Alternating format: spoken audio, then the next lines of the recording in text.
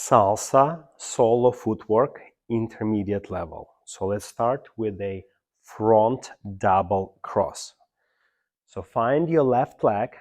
So we're going to start with the left leg. So we will start with the pointing forward across, pointing side, and now step forward across and put your heel down. And we repeat exactly the same with the other foot. So we point forward across, we point side, and then we step forward. So front double cross looks like this. Point, point, step, point, point, step. And the timing of this figure is, of course, basic salsa timing. We have a point on count 1, side point 2, then step on count 3, and here we hold 4, silent 4.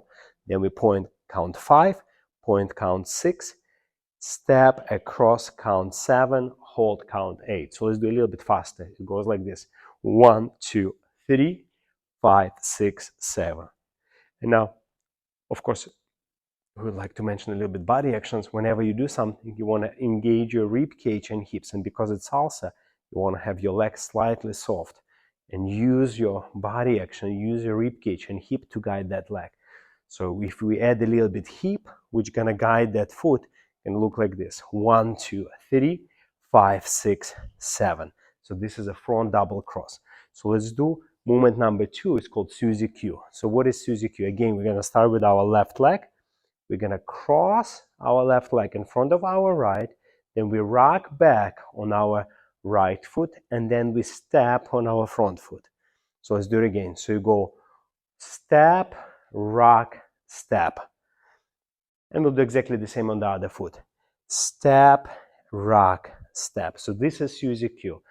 So in our left leg, we're going to do it on the count 1. So go 1, then we rock back on count 2, then we rock forward, count 3. Now again, right leg forward, 1, we rock back, 2, we step forward on count 3.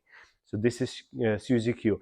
And here the secret is, when you want this leg to cross in front of this one, you want to use massive hip rotation. And in this case, it's much easier for this leg to pass through. So use your body actions and with a little bit faster timing. Here we go. 1, 2, 3, 5, 6, 7. So this is a Suzy Q. Let's move to the movement number 3, which is a up, down, which is 4 Suzy Qs stuck together. We go on one side, and then 4 Suzy Qs, we're going to go other side. So up, down. Starting with the left, we're going Suzy Q number 1, Suzy Q number 2, Suzy Q number 3, Suzy Q number 4. After number 4, we're going to cross our right leg in front of our left. We continue 4 steps other side. 1, 2, 3, 4. So this is exactly the same technique we use as for Suzy Q. You want to use strong hip rotation and have one side forward, and then another hip rotation, keeping one side forward. So let's do with the timing. We go 1 and 2 and 3 and 4, 5 and 6 and 7 and 8. So this is up, down. And the number 4, the last step, is the circular Suzy Q. So again, we're going to start with our left leg. We're going to go for the regular Suzy Q. 1, 2, 3. But then we're going to follow our right shoulder to do a slight quarter of a turn. And now in this case, our right leg going to go in front of our leg. We go 5, 6, 7. Now keep following your right shoulder to complete the circle. 1, 2, 3. Keep following. 5, 6, 7. So then we complete the full circle.